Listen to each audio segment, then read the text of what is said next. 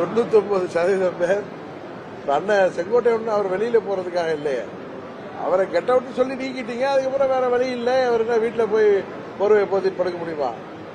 அவர் தனக்கு அநீதி இழைக்கப்பட்டதுன்னு அதை எதிர்த்து போராடுவதற்கு அவர் தாவேக்காவை போய் இணைந்திருக்கார்.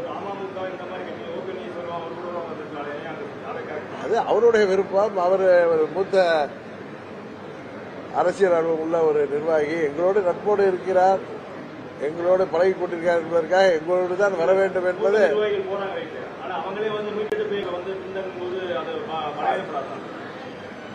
அவரவர் ஒரு வழியில சென்று அவர்களுக்கு இழைக்கப்பட்ட துரோகத்திற்கு நியாயம் தேடுவது இயற்கை. அதனால எல்லாம் எங்க கூட தான் வரணும்னு இல்லை, அவரவர் வழியில அதை பார்த்து யோசிப்பார்கள். மற்றவர்கள் அங்கே தூங்கி கொண்டிருப்பவர்கள் அங்கே என்ன செய்வது என்று தெரியாமல் அதிருப்தியில அமைதியாக இருப்பவர்கள் விழித்துக் கொள்ளவில்லை என்றால் என்ன ஏற்படும் என்பதைத்தான் அண்ணன் செங்கோட்டையன் அவர்களின் செயல்பாடு காட்டி இருக்கிறது. அதனால தேர்தலுக்கு முன்பு அங்கு உள்ளவர்கள் திருந்தினாலே ஒழிய அது நடப்பதற்கு வாய்ப்பில்லை என்பதுதான். இந்த வந்தே பாரத் ட்ரெயின் போகும்.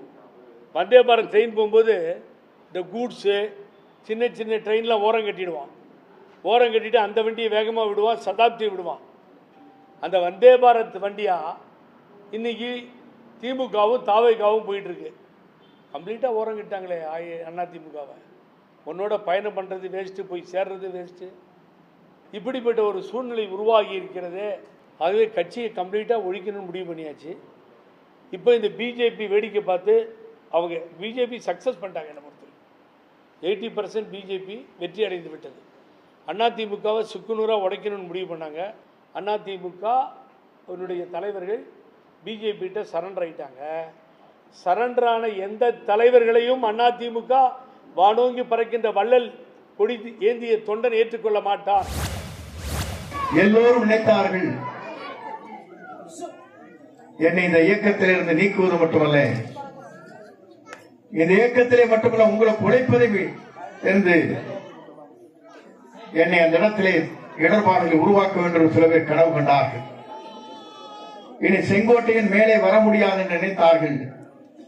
அன்னைக்கு கூடிய கூட்டம் 5000 பேரை கூட்டுவதற்கு 1 கோடி ரூபாய் செலவு. ஆனால் 1 ரூபாய் கூட செலவு செய்யாமல் இன்றைக்கு 5000 பேருக்கு இருக்கிறீர்கள். அன்றைக்கு சொன்னார்கள் நாமக்கல் நடைபெறும் நிகழ்ச்சியில் பெரிய கட்சி நம்மிடத்திலே வந்துவிட்டது, அங்கே கொடி அசைத்துக் கொண்டிருக்கிறார்கள், பாருங்கள் பிள்ளையார் சொல்லி போட்டு விட்டது சொன்னார்கள். இப்போது பிள்ளையார் சொல்லி அல்ல, வேறு சொல்லி போடப்பட்டிருக்கிறது. நான் சொல்வதற்கு கனவு கண்டார்கள். எல்லோருடைய முதுகிலே ஏறி சவாரி செய்யலாம் என்று சில பேர் கனவு கண்டார்கள். வைநாத நாகேந்திரன் சொல்லியிருக்கிறார், தமிழ்நாடு அயோத்தியாகும் என்று. உண்மையை ஒத்துக்கிட்டார். காரணம் என்னவென்று கேட்டால், அயோத்தி தொகுதியிலே இந்த பாராளுமன்ற தொகுதி தேர்தலில் பிஜேபி தோற்றிருக்கிறது. ஆக தமிழ்நாடு பூரா பிஜேபி கூட்டணி தோக்க போகுதுங்கிறத அந்த கட்சி தலைவரே ஒத்துக்கிட்டார். இதுக்கு பேர் தான் ஆங்கிலத்தில் சொல்வார்கள் கன்ஃபெஷன் ஸ்டேட்மெண்ட் என்று. அவரே சொல்லிவிட்டார், நீ பத்திரிகையில் வந்திருக்கு, தமிழ்நாடு அயோத்தியாக மாறும் என்று. ஆக தமிழ்நாட்டை அயோத்தியாக மாற்ற வேண்டும் என்று எவன் நினைத்தாலும் தமிழ்நாட்டு மக்கள் அன்றைக்கு எப்படி அயோத்தியிலே பிஜேபிக்கு அந்த மக்கள் சாவடித்தார்களோ அதே போல தமிழ்நாட்டில் இருக்கக்கூடிய தமிழ்நாட்டு மக்கள் நிச்சயமாக பாடம் போட்டுவார்கள். பாட்டாளி மக்கள் கட்சி தலைவர் அன்புமணி இல்லைங்க, அதில் எந்த மாற்று கருத்தும் இல்லை. இன்றைக்கு பாட்டாளி மக்கள் கட்சியை பொறுத்த வரைக்கும் அன்புமணி அவர்களுக்கும் பாட்டாளி மக்கள் கட்சியும் எந்த தொடர்பும் கிடையாது. மருத்துவர் ஐயா அவர்கள் பாட்டாளி மக்கள் கட்சியிலிருந்து அன்புமணி அவர்களை நீக்கிவிட்டார், அடிப்படை உறுப்பினர் நீக்கிவிட்டார். அன்புமணி அவர்களுக்கும் பாட்டாளி மக்கள் கட்சிக்கும் எந்த ஒட்டும் இல்லை, உறவும் இல்லை. மருத்துவர் ஐயா அவர்களுடைய மகன் என்பதை தவிர எங்களுக்கும் அவருக்குமான தொடர்பு எதுவும் இல்லை. பாட்டாளி மக்கள் கட்சி மருத்துவர் ஐயா அவர்கள் தான் நிறுவனம்.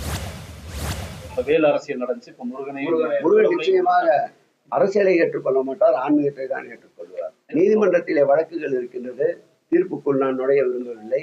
ஆனால் ஒட்டுமொத்த மதுரை மாவட்டத்து மக்களும் இந்த பிரிவினையை ஏற்றுக்கொள்ளவில்லை. சார், அதிகமான இதற்கு எதிர்ப்பாக அவர்கள் நினைத்தபடி அவர்களுக்கு அந்த களம் அமையவில்லை. அதற்கு மாறாக அவர்களுக்கு அந்த களம் எதிர்ப்பாக அமைந்திருக்கின்றது என்றார்கள். சார், அயோத்தியும் திருப்பரங்குன்றமும் ஒரே மாதிரி தான் அப்படின்னு சொல்லி நயினார் நாகேந்திரன் சொல்லியிருந்தாரு. இந்தியாவில் தமிழ்நாடும் நம்ம அயோத்தி மாநிலம் ஒண்ணு. இது திராவிட மண், திராவிட கலாச்சாரம் இருக்கின்ற மண். ஏற்கனவே நான் சொல்லியது போல் இனத்தால், மொழியால், மதத்தால் இங்கே பிளவுகள் பார்க்க முடியாது. ராமானுஜர் அனைவரும் ஒன்று என்று ஓதியவர். மந்திரத்தை கூட சொல்வதற்கு மறுத்த நிலையில் உச்சியின் மீது நின்று மந்திரத்தை எதிரொலித்தவர். ஆகவே இங்கே பிரிவினைக்கு இடமில்லை, இது வகுப்புவாதத்திற்கு இடமில்லை. கிருஷ்ண பரமாத்மா கையிலே இருக்கின்ற சக்கரத்தை போல் எங்கள் முதல்வர் கையிலே இருக்கின்ற ஆட்சி நல்லதை வரவேற்கும், அல்லதை அழிக்கும். உடனுக்குடன் செய்திகளை தெரிந்து கொள்ள சன் நியூஸ் பெல் ஐகானை கிளிக் பண்ணுங்க.